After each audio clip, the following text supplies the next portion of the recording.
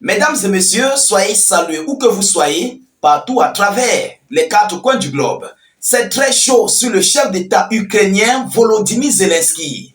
Plus rien ne va en Ukraine. Alors, Zelensky, dépassé et désemparé par la puissance de frappe russe, Volodymyr Zelensky vient de faire une grosse demande à ses pays voisins, ses alliés de l'Union européenne et de l'OTAN. Après ces frappes massives de représailles russes, des drones et des missiles que la Russie a versés sur l'ensemble du territoire ukrainien qui a causé même d'ailleurs d'énormes dégâts à Zelensky et à ses alliés, le chef d'État ukrainien ne sait plus quoi faire, il ne sait plus à quel sens se vouer. Et alors, aujourd'hui, après ces frappes, ayant constaté les dégâts, le bilan colossal, Zelensky se retourne désormais vers ses alliés. Il a émis une grosse demande, mais la demande en question va vous étonner. C'est une demande vraiment qui est très stratégique d'abord pour l'Ukraine, et c'est une demande qu'on se poserait des questions comment la Russie fera pour détruire encore cette demande que Zelensky vient de faire. Alors, chers dames, chers messieurs, il s'agit de quoi concrètement? Vous savez, cette société d'électricité Ukrenergo a relayé les informations sur lesquelles l'ensemble du territoire ukrainien n'a plus de l'électricité. Alors, pour ce fait, vous savez, il neige. En Ukraine, il fait tellement froid. Il fait très froid en Ukraine. Alors, Zelensky, voyant cette situation et voyant les sociétés des partenaires de ses alliés, des sociétés militaires qui tournent en plein régime sont en arrêt. Zelensky a fait une demande à ses alliés. Quel est le contenu de cette demande? Mais avant de continuer dans le but du sujet, je vous prie, vous qui nous suivez, de vous acquitter à vos droits de contribution avec beaucoup de j'aime. Vous savez, on a des difficultés pour réaliser des vidéos. Donc, grâce à vous, vous nous encouragez. Continuez de nous encourager, s'il vous plaît. On n'a pas de salaire. On n'a pas de salaire. Donc, mettez suffisamment de j'aime. Lorsque nous voyons ça, ça nous fait énormément plaisir. Et surtout, partagez la vidéoconférence pour nous encourager, pour permettre à nos différents frères qui cherchent à voir nos actualités, mais qui ne savent pas comment faire, donnons-leur la possibilité de nous rejoindre, pour qu'ils doivent laisser de suivre les médias otaniens et propagandistes payés pour relayer des informations. C'est très important. Permettez à nos frères de rejoindre l'éveil de conscience. Vous comprenez? C'est très important. Alors, partagez la vidéo dans tous les groupes possibles et surtout, mettez suffisamment de commentaires. Tous ceux qui sont nouveaux sur la page, sur la chaîne YouTube, veuillez cliquer sur le bouton s'abonner juste là pour ne plus rater nos prochaines vidéos d'actualité. Activez la cloche de notification. Là, dès lors que nous allons publier, vous serez automatiquement alerté dans les secondes qui suivent. Oui, cliquez sur le bouton s'abonner juste là et activez la cloche. Pareillement pour Facebook. Cliquez sur suivre juste là en dessus et activez la cloche. Vous comprenez? Alors, mettez les commentaires. Si vous n'avez pas écrit, écrivez salut état d'urgence, comment tu vas ou encore vive la paix dans le monde. Chers dames, chers messieurs, selon les informations, l'Ukraine a demandé l'importation de l'électricité de 5 pays voisins après une frappe massive des forces armées russes. Déjà, via cette demande que l'Ukraine vient de faire, ça montre et ça prouve que la Russie a atteint réellement ses cibles. Qui dit mieux? La Russie a atteint ses cibles. Ah oui, parce que si la Russie n'avait pas atteint ses cibles, l'Ukraine ne devait pas faire cette demande colossale. Et ce n'est pas une petite demande.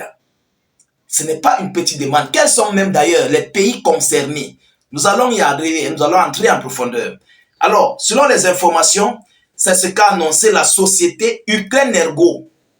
L'importation aura lieu dans les 24 heures depuis la Pologne, la Roumanie, la Slovaquie, la Hongrie, la Moldavie.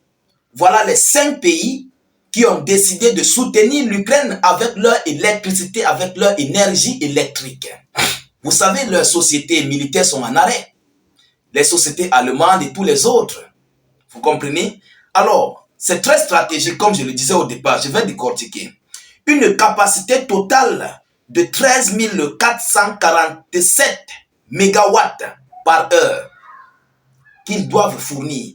Une capacité de 13 447 mégawatts par heure avec une capacité maximale par heure individuelle allant jusqu'à 1098 mégawatts, indique le communiqué. Donc voilà le contrat ou bien les conventions, c'est pas ce que l'Ukraine a demandé qu'on le fournisse. Mais pourquoi? Pourquoi? Mesdames et messieurs, alors selon l'AIE, l'AIE a rapporté que 5 des 9 réacteurs nucléaires en activité sur le territoire ukrainien sous contrôle de l'Ukraine ont réduit leur puissance en raison d'une attaque de missiles massive. 5 réacteurs. Vous comprenez? Selon les informations, 5 des 9 réacteurs nucléaires ont activement en activité sur le territoire sous contrôle ukrainien ont complètement réduit leur puissance en raison d'une attaque massive des missiles russes.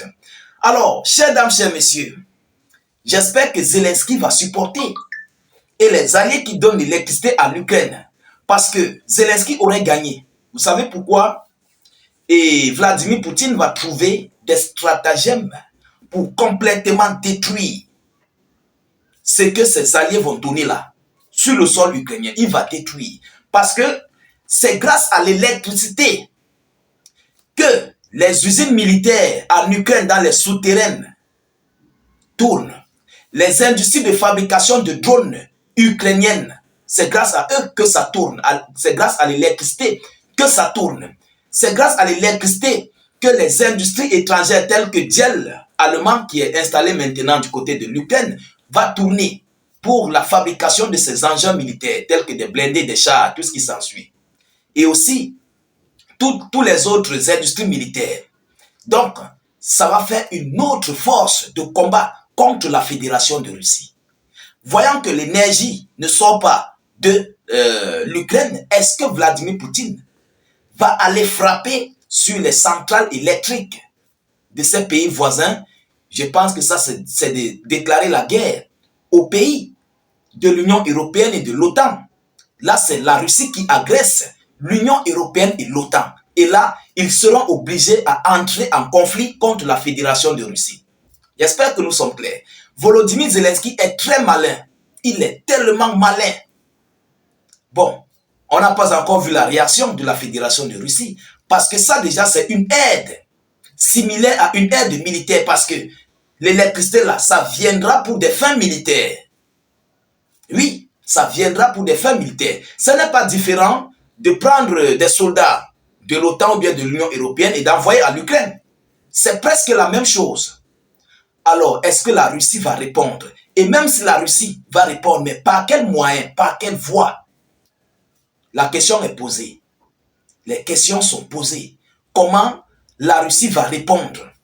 Parce qu'il faut coûte que coûte détruire l'électricité en Ukraine pour arrêter le régime d'industrie militaire, pour mettre complètement mal à l'aise les Ukrainiens, surtout dans ce moment hivernal, avec le froid.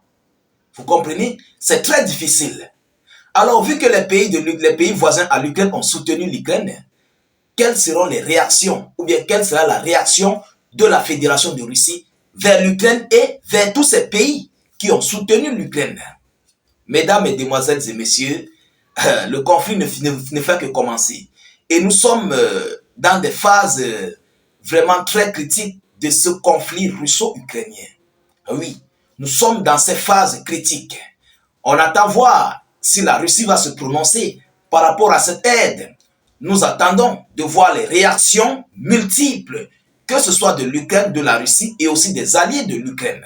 Je ne manquerai pas de venir avec ces différentes informations et ces différentes actualités ici dans la tribune d'éveil de conscience. De votre côté, continuez de partager la vidéoconférence au maximum. Continuez de la mettre surtout partout à travers le monde. Surtout, sécurisez-la avec un maximum de j'aime et suffisamment de cœur. N'hésitez pas de laisser beaucoup de commentaires. Si vous n'avez rien à écrire, mettez des cœurs en commentaire.